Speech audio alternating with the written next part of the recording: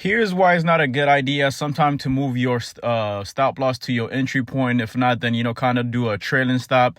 And I'm kind of going to walk you through it. So as you guys, I don't know if you follow me on TikTok or you've seen my previous shorts, I've been talking about this chart, British pound versus Japanese yen. And I've seen how this liquidity got grabbed and there was a huge expansion to the downside, in which it created it over here on the fair value gap on the hourly.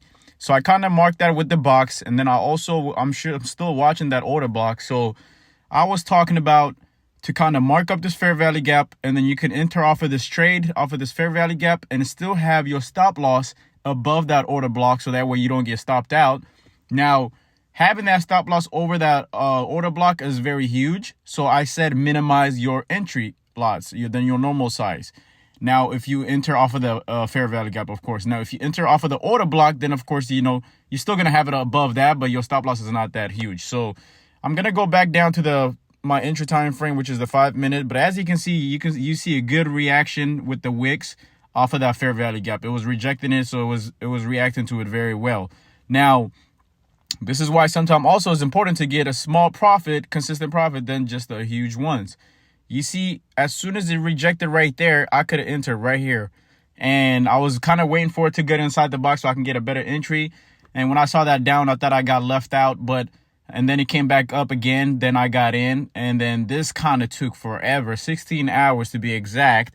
And it was doing this. Now, just with this down here, this was a good profit. So you could have still got a good profit, especially depending on the lot size you enter. And if you enter a standard lot size, which would have been huge. But if you put your stop loss above the box of the fair value gap or the order blocks, that's going to be huge as well. So that's why it's good to minimize and have a better risk management. So I will kind of post in here in the middle of the video how this played out, and it played out exactly like how I expected.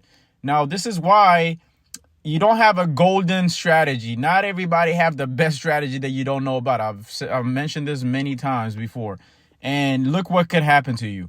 So if I would have moved my stop loss as soon as I enter off of that straight, and I would have moved my stop loss down, I would have got wicked out, or I would have got stopped out. And now, of course, it would be safe. It means you lost nothing. If not, then I would have got a couple of dollar profits.